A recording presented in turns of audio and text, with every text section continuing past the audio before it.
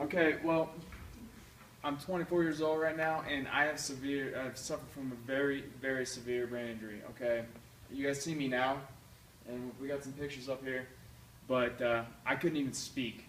All right, when I was after my senior year, 2 weeks into my freshman year of college.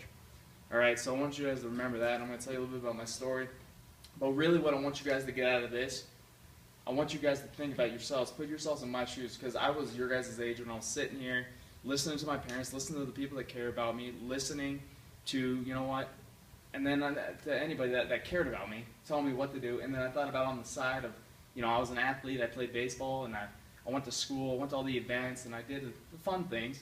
But then on the weekends, I'd go out and I'd hang out with the people, I'd go party. That's what I did, okay? So I want you guys to think about that, because I know that percentage of you may be doing that, or you just don't want to admit it or anything, but anything can happen, and I want you to keep that in mind. So here I got a picture of me pitching. I went to Reno High School. I graduated in 2008, and like I said, I was a kid, didn't get in trouble. I went to all my classes, went to practices. I know you got some athletes here, and that was my life. And then on the weekends, I got caught into the influence. I listened to my teammates talking about how they go out and they'd be partying, and I thought, I didn't party. I thought, I was like, well, I wonder what's like, and then I started doing it. I was like, am I missing out on something? And then that's what my lifestyle was. I'd lie to my parents, and I'd go out and party. And you know what? You can go to the next slide. And then it ended up being the end of my senior year. I went through the summer. I got honors. I was all-state athlete of my senior year, and I got good grades and everything. So I got the honors to go to play college baseball, about an hour away from here. And that's when it was. I was there for 2 weeks. It was August 24th, 2008. Okay, it was my girlfriend right there. It was her birthday at the time, and I decided to come on home. I didn't tell anybody I was coming home. I said, all right, I'm going to come home for your birthday and celebrate. It was the 23rd is when our birthday was, and that was the night. We went out to dinner, had a good time, and then I decided to go out that night to where I always partied my senior year. I didn't tell my parents I was going home, I didn't say anything. I just went out and started drinking again. So it was about 5 in the morning when I'd been drinking. I left her house and everything, and I'd practiced the next day, I remember. So I started drinking. And what happened with me was, it was just 3 steps, okay? It was really hot, I remember, and I wasn't feeling that well. It was after practice that day in college, and I was exhausted, and I ended up having 0.12 alcohol average inside of me. So it was just 3 steps in front of me, I guess, and I fell off the 3 steps, and I hit the right side of my skull on the bottom step. Immediately, my skull cracked open, and I was bleeding everywhere. Okay, this stuff is real, guys. These pictures here are real. Okay, my life changed forever. I had to relearn how to live everything. I'm so lucky. And so I stopped breathing. I was in a coma from that moment on. I was lucky. My older brother was there, and he decided to. He didn't know how to give me CPR, but he started giving me CPR. Someone was helping him, and an army guy was there, and he was helping give me CPR. And he called my parents up. They had no idea I was in town. They rushed to the ER. He called the ambulance and then my parents. And then everybody met up in the ER. My mom meets up with Dr. Seiko, my brain surgeon, and says, what's going on? He goes, well, his brain is swelling. If we don't get going in surgery within a half an hour, he's not going to make it. There's no way he's going to make it. She said, what are you waiting for? He goes, we're prepping him for surgery right now. So I have this up here. You guys will see it. It's just a real model of a plastic model of my skull, a clay model, actually, of what they had to do. The first thing they had to do is they had to cut out the right side of my skull. Yeah, she's going to walk it around for you guys to see, get an idea. They had to cut out the right side of my skull because my brain was swelling, guys. And 5 days later, it was getting worse. Things kept getting worse and worse. It wasn't really a quick thing, and I'm still in a coma, personal coma, and then they cut out the left side of my skull. That's called a double flap. I was the first double flap he did out of 3 that's ever lived. And the first one downtown right now that they've done that's ever lived. Guys, I had 1% to live. 1%. Okay, so what you see here is I really care about you guys. I really want to get this across to you guys, how important it is. Whether you're going drinking, whether you're hanging around the wrong crowd, it's not really who you are. You guys are really young. You have so much ahead of you. I figured it out afterwards. I'm so lucky I can, live my life and be the way I am now when I found out what I can do in my life. And you guys can do that now. Okay? So that's where I stand by this.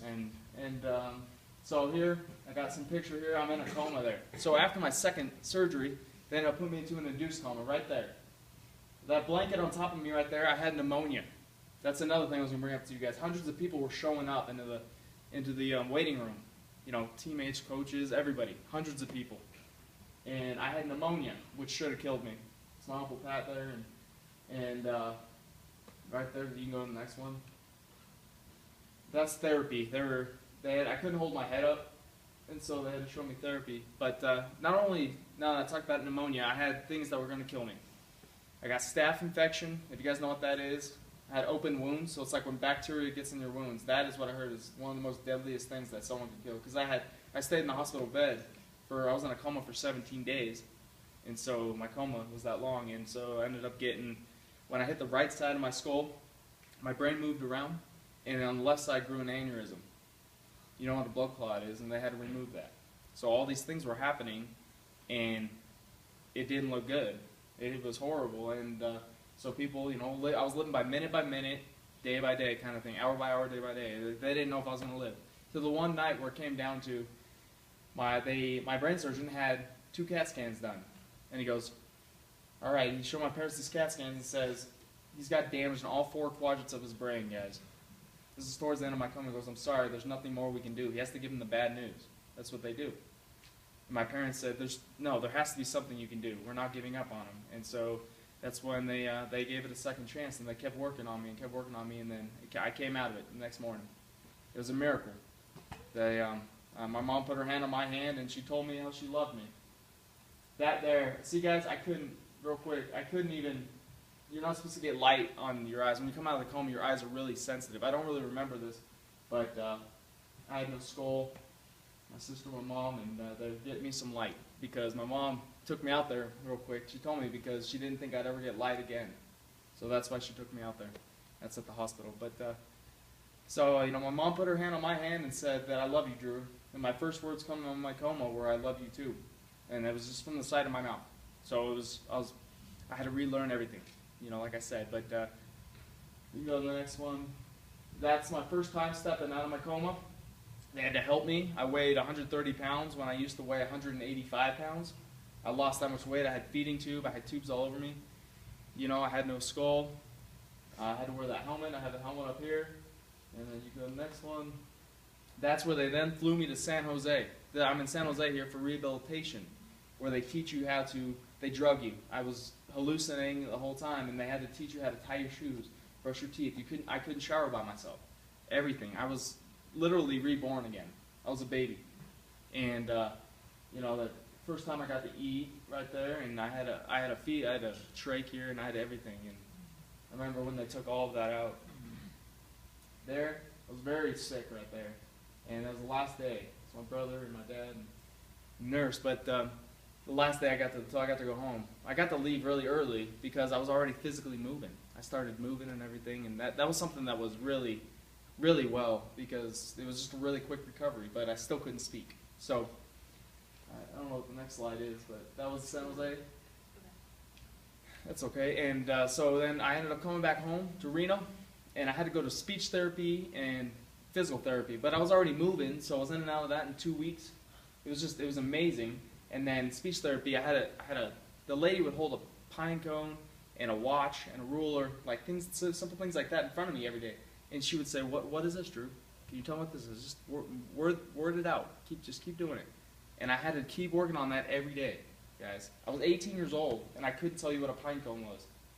I'm good at it now and everything, and I still have some deficiency about words and everything, but it's so much better. And then I did that for months, and finally got through with that, and I ended up in the next summer, I ended up having 2 more surgeries.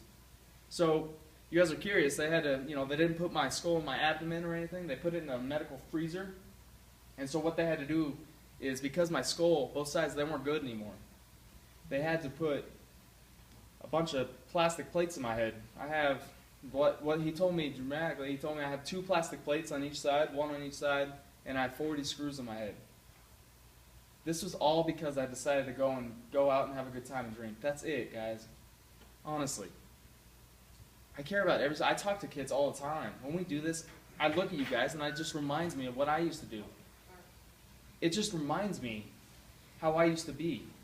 You guys none of you are bad kids. None of you, no matter what you're going to do, no matter if you're going to go play sports, no matter what, whatever you want to do, it just like drives me nuts. Guys, if I went back in time, I love who I am now, and I love how I rebuilt my life. I'm a really motivated person and happy, very positive, but there's so much more I could have been. There's so much more that each one of you guys can be. Thanks.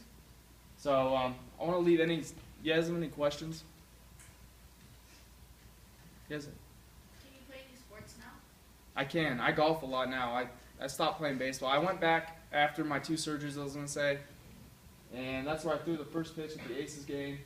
And I played with my summer team in high school, and then I played the next year at my college team. It just didn't come back the same, and I did okay. I just realized I needed to come back, go to school, and go to work. And that's where I'm at now. I'm going to school to be a teacher, and I love talking with high school guys. I want to be a high school teacher. I love talking to you guys. I love, I just think I could help you guys, and yeah. How often did your parents and your family visit you while you were in the hospital? Every day. They actually stayed there. One of my old coaches actually works there, and he runs the rooms there, and he got them a room, so they stayed there every day. And yeah, they were there every single day. A great family support. That helped me live. Big support. Anybody else? Any thoughts? Well, it's good if you guys don't have a lot of questions, because I want you guys to think about this, okay? You guys have this weekend coming up. Have a good weekend, and please think about this, okay?